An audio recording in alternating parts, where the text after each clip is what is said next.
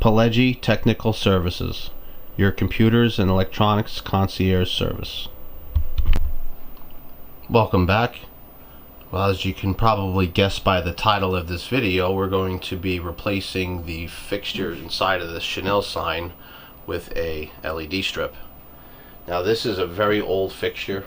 I'm not exactly sure if it's age, but I want to say it's probably 50 years old at least. This is actually my boss's. It came from his original pharmacy that he owned in New York City back in the day. But anyway, I have all the relevant pieces that we're going to need out here for the most part. A 12-foot power cable, a 12-volt 3-amp power supply, the LED tape in question. Now, I'm not going to use the whole roll, but I'm going to use enough to do this sign. Obviously, I have the sign. And actually I have a power supply connected back here. If I flip this switch, you can see how bright these lights are. And this will light up this side nicely. I think this runs on fluorescent. I think it was converted at one point to fluorescent. I'm not sure. It's pretty heavy, so I'm assuming there's a ballast in it. I haven't opened this up myself yet, so we'll see what this looks like inside. And I'm going to get started on that right now. And we're in like Flynn. It was only 3 screws. 1 over here, 2 over here, and the aluminum bezel came off the outside. And I thought this was actually going to be glass. It's not. It's plexi. So perhaps it's not as old as I think it is. Not sure. But inside you can see just a single fluorescent tube with the ballast down the bottom here. And it kind of looks like it's original. So it's a pretty sealed unit. I'm not sure if you can make it out, but there's a screw up here at the top. It's actually a bolt. There's one over here in the corner, off camera slightly. There's one down here in the bottom. And that looks like that's going to get the back cover off. On the side over here, there's already a switch. And there's already the grommet with the wire coming through it. And this should be big enough for the new wire that I have. You can see the end was just snipped off it. So I'm going to go ahead and disassemble this a little further, and we'll catch you on the other side of that. And here's the other side of that plate. You can see there's actually quite a bit of wiring in here. It's just excess, really. There's a loop over here. Actually, you can see right behind there is a knot to keep this from pulling out too far. I'm actually going to pull that straight through. The rest of it's just your line and neutral. You can actually see that the neutral goes right to the end of the socket here, and then the ballast is obviously the transformer. So I still gotta take that out. There's a couple bolts at the bottom here just to get that slid out. Incidentally, the sockets were held in from behind with the bolts. There was one on either side of that. I also had to back out the screws at the bottom here where the feet were so they could clear the front. They kind of stick through the case too far, so I had to clear that out. So at this point, I just have to get the rest of this wiring pulled out of here and start basically reassembling it. Alright, got everything out. And upon further investigation, I realized this was actually converted at one point. It looks like it may have had an older fixture in here, and an older fluorescent fixture, and maybe the ballast had burned out in that one. Because if you look at the plate here, you could see where it was modified. That's definitely not factory like this. It was definitely cut out to be a little bit bigger. Also, all the pieces in here have a department store sticker on here, where this stuff was bought, all these replacement parts. You can actually see that this is the same sticker, and this is just a generic ballast. So this is, I guess, the maybe 3rd, 4th iteration, who knows by now, of this actual unit. I mean, I would say this was fluorescent the whole way, because you could tell by the way that this has these pieces in it, and that went inside. Now the debatable thing is how many strips should I use? Where do I place my transformer? Because you can see it's definitely much smaller than that ballast. So do I go the same place and put it there and just put a single strip in the middle going, you know, right here? Do I reuse this plate? You know, if you look at this, and that's pretty close. I have snips, I can snip this. I can also use the Dremel on it if I want. Maybe I can stick it sideways. That's always an option. That looks like a pretty nice option, putting it sideways. So, lots to think about with something like this. The advantage to using it, this piece actually, is that I can put the strip of the strip of LED right across the front of it here, and it'll bring it closer to the actual plexiglass piece. But don't forget, this LED kind of puts the light out in one direction. I mean, this does have a pretty good viewing angle, so it won't just be straight like this, it'll be more like a wide angle. But that fluorescent light put light in all directions, which basically, when that happens, this would reflect it back out too.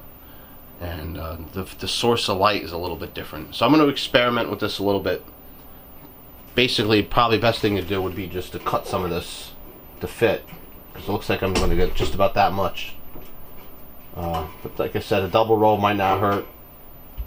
There's a variety of different ways to go with this.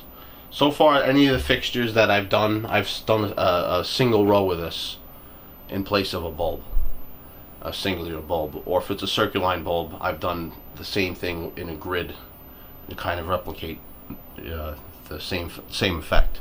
So I'll give this a shot, and we'll come back and see what we have.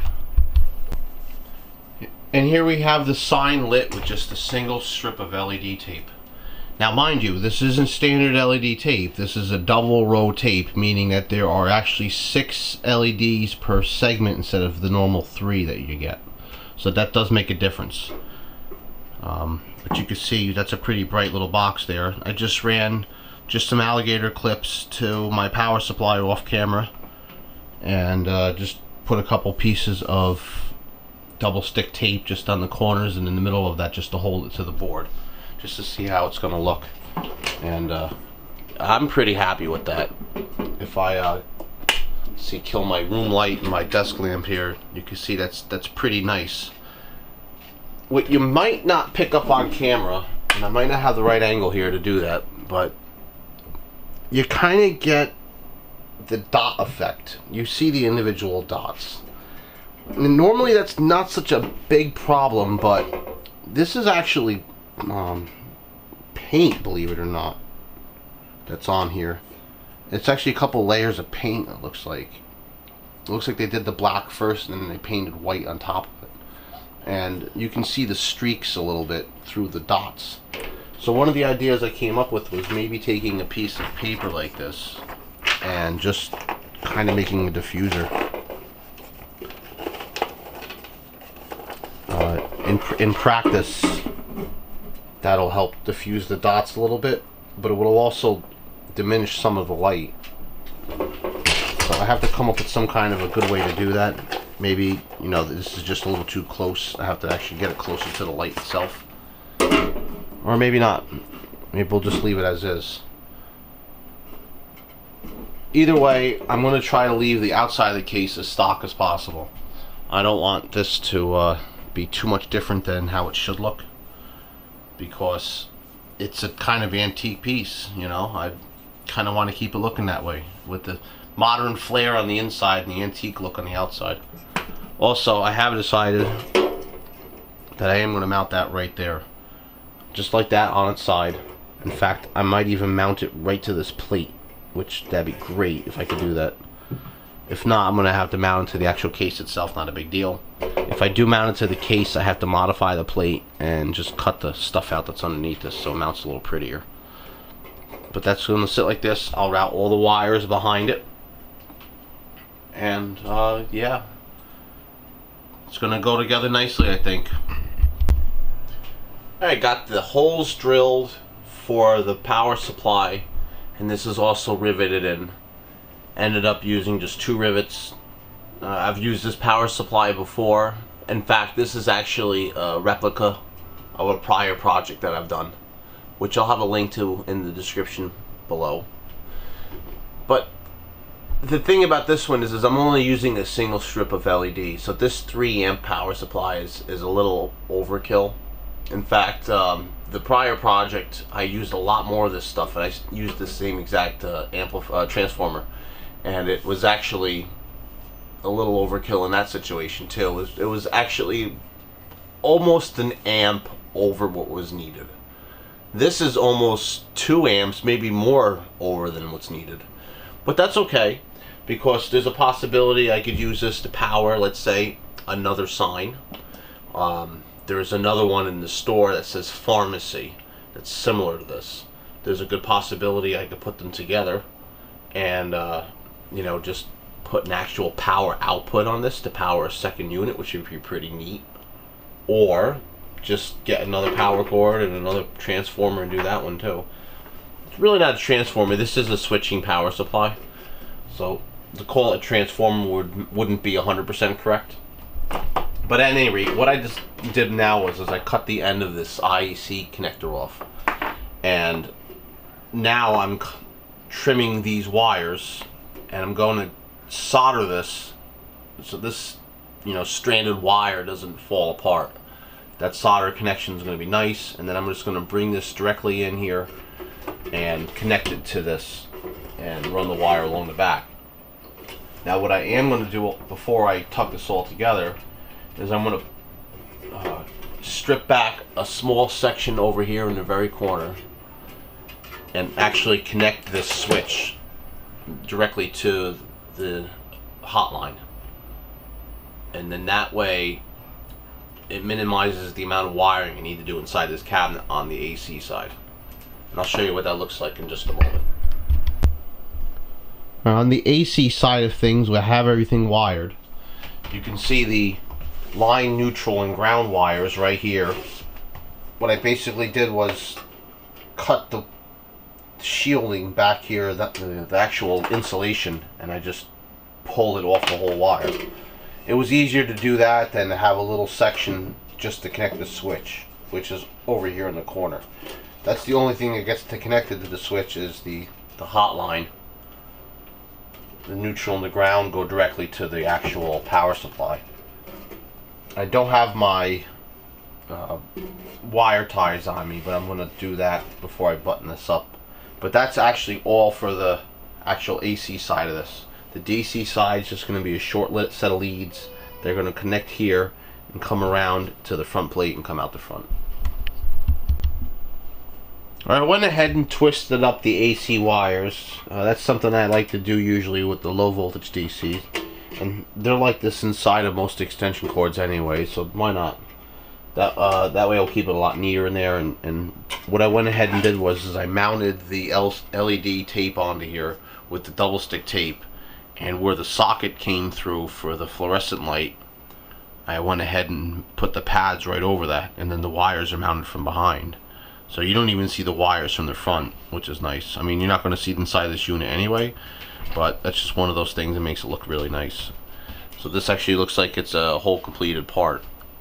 When you go to disassemble this, you would just take these wires off the power supply and then take this right out. And there's the power supply in the back. So this is actually going to mount inside here, and I'm just going to connect this, and I saved it so the pads stay outside. In fact, I can actually connect this right now and just put it inside. And I'm going to use all the original hardware here too. Here's a shot of what it looks like under its own power. And here's everything mounted and installed back to the way it was as far as hardware is concerned. All that's left to do is just put the front on it and see how it looks without the diffusion. And here's your sign. Just decided to throw this all back together again, just to see how it looked without the diffusion. The camera is not picking up the actual individual LED bulbs coming through this white lettering. I get up really close though, you can see it back there. See the... Now this is actually more prevalent to the human eye than it is this camera, especially when I zoom back, because it just swamps out the camera and all you get is that brightly lit light. which looks really clean on the camera, but in reality you can see those dots. So I'm going to go ahead, I'm going to try to do this with the diffusion, which is just going to be basically a couple pieces of paper, just folded over the light, stretched out, just one piece of paper thick, stretched out across the whole length of the bulb. So it's going to take a couple pieces of paper for the length part of it, but width-wise it should fit perfectly. Now I did try this a little bit before, and I had the paper just kind of folded in half, just not even bent hard, just curved over, and it looked good, but it got too close to the glass and it kind of cut some of the light out a little bit. So I have to cut a piece of paper, you know, a little narrower, so that the bend sits further back into the case and not directly on the glass like it did before. So I'll come back to that later when I have that set up in here. But so far I like the way this looks as is. Here we are in a dark room, and I have paper behind the C and the H. I also have paper behind the N, the E, and the L, but that's a little closer. And then the A doesn't have anything behind it. And if you can look, it makes sense that that's actually the brightest letter out of the bunch. To the naked eye, again, I can still see the actual individual little dots of light through it. If I get the camera close, you'll be able to see it. Whereas the other letters, you don't have that effect, but they're just not as bright.